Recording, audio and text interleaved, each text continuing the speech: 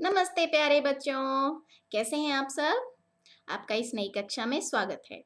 तो बच्चों, आज हम पढ़ेंगे पाठ 14 जिसका नाम है रोटी। बच्चों, इस पाठ में आपको कुछ नए शब्द दिए गए हैं जैसे कि सरस्वती, चैन, पाखंड, ढोंग, प्रचार, मग्न और शर्म। तो बच्चों, आइए इस पाठ को पढ़ते हैं। स्वामी दयानंद सरस्वती वेदों का प्रचार करते हुए घूम रहे थे। जो मिलता वह खा लेते, जहां रात हुई वहां सो जाते। बिस्तर मिले या न मिले, स्वामी जी चैन से सोते। लोगों को सच्चा रास्ता दिखाना ही उनका धर्म था। लोग बड़े ध्यान से उनकी बातें सुनते, ढोंग और पाखंड छोड़ने का वायदा करते। स्वामी जी एक दिन रात को एक गांव में रुके। वहां लोगों को सच्चा मानव धर्म बताया। स्वामी जी की बात खत्म हुई तो एक गरीब उनके लिए रोटी लाया। वह प्यार से रोटी खाने लगे। रोटी लाने वाला गरीब पंखे से हवा करने लगा। इतने में एक आदमी चिल्लाया, स्वामी जी, यह रोटी छोड़ दो। यह नाई की रोटी है। मैं आपके लिए रोटी लाया हूं। वह आदमी स्वामी जी के पास आ गया। स्वामी जी धीमे से मुस्कुराए, रोटी को अल्टा पलटा, फिर बोले, इस पर तो कहीं नाई नहीं लिखा। यह तो गेहूं की रोटी है। उस आदमी की गर्दन शर्म से झुक गई। स्वामी जी ने कहा, इस जात पात के कारण ही तो हम गुलाम हैं। हम सब भारत माँ के बच्चे हैं। माँ के लिए सब बच्चे एक समान हैं। स्वामी जी की बात सुनकर सब लोग आनंदमग्न हो गए। तो बच्चों, इस पाठ में हमने किसके बारे में पढ़ा? हमने पढ़ा स्वामी दयानंद सरस्वती जी के बारे में। और वे क्या करते थे? स्वामी दयानंद सरस्वती जी जो हैं, वह घूम घूम करके लोगों को वेदों के बारे में बताते थे। हमारे हिंदू धर्म में वेदों के बारे में बताया गया है, जो कि 4 तरह के होते हैं। एक होता है ऋग्वेद, सामवेद, अथर्ववेद और यजुर्वेद। तो स्वामी दयानंद सरस्वती जी जो हैं, वह इन वेदों के बारे में, वेदों का ज्ञान जो है, वह लोगों को बांटते थे। उन ज्ञान का प्रचार करते थे लोगों के बीच। और वह जहाँ कहीं भी जाते उनको जो कुछ खाने को मिलता वह खा लेते।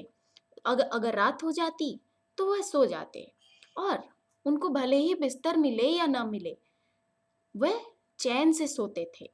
कई बार भी ऐसा भी हुआ कि उनको जो है बिस्तर नहीं मिलता था सोने के लिए, लेकिन वे जो हैं हमेशा चैन की नींद सोते थे।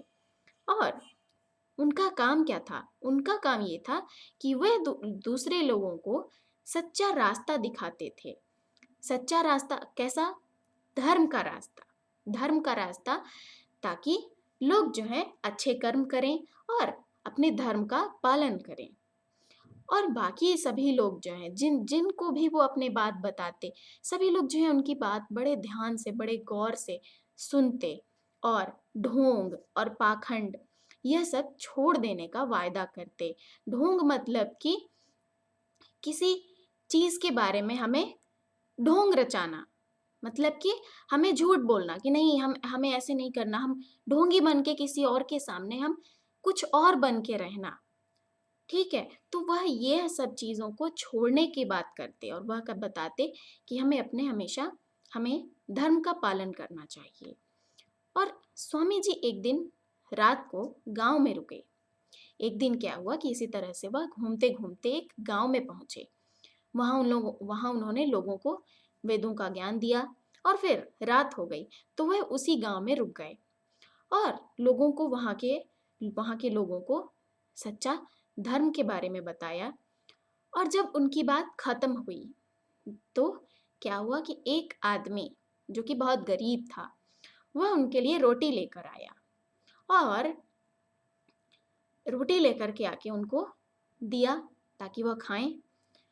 फिर क्या हुआ कि जो स्वामी जी हैं वह उस रोटी को बहुत प्यार से खाने लगे। इतने में क्या हुआ कि एक दूसरा आदमी आया और वह चिल्लाया, स्वामी जी, यह रोटी छोड़ दो, यह तो नाई की रोटी है, मैं आपके लिए रोटी लाया हूं। और जो गरीब आदमी था वो उनके पास ही में खड़ा था और उनको पंखे से हवा कर रहा था।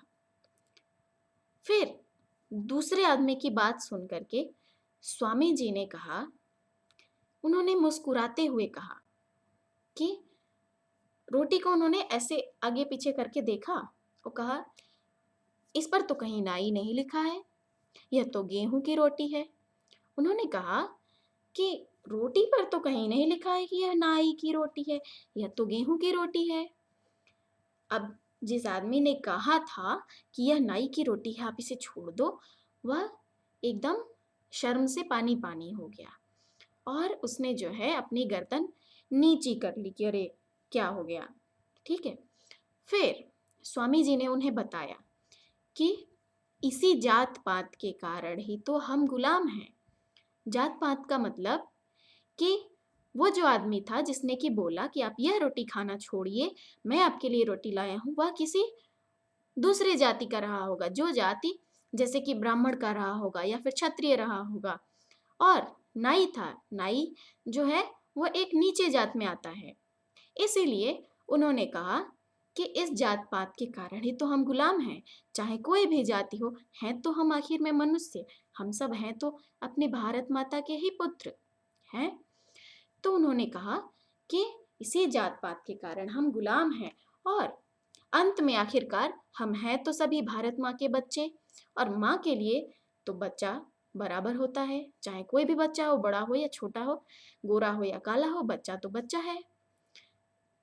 फिर स्वामी जी की यह बात सुन करके सभी लोगों को बहुत आनंद आया, सभी लोग जो है बहुत प्रसन्न हुए। तो बच्चों, आपको इस पाठ से क्या सीख मिली? इस पाठ से हमें यह सीख मिलती है कि रोटी मतलब कि जो भी हम खाना खाते हैं वह खाना जो है सभी लोग, चाहे छोटी जाति का कोई आदमी हो या फिर कोई मनुष्य बड़ी जाति का हो, सभी लोग जो है एक ही तरह की रोटी खाते हैं। हम भी गेहूं की रोटी खाते हैं और कोई बहुत ज़्यादा, अगर कोई राजा है, बहुत ज़्यादा अमीर है, वह भी गेहूं की रोटी खाता है। ऐसा नहीं कि वह कोई सोने की रोटी खाता होगा, है ना। तो ये बात है कि हमें कभी किसी के साथ भेदभाव नहीं करना चाहिए। जात पात चाहे जो भी हो, हम सभी लोग भाई बहन हैं, हम सभी लोग को मिलजुल के रहना चाहिए। तो बच्चों, आप इस पाठ को अपनी किताब में फिर से पढ़िए। अब हम आपसे मिलेंगे अगली कक्षा में। तब तक के लिए धन्यवाद।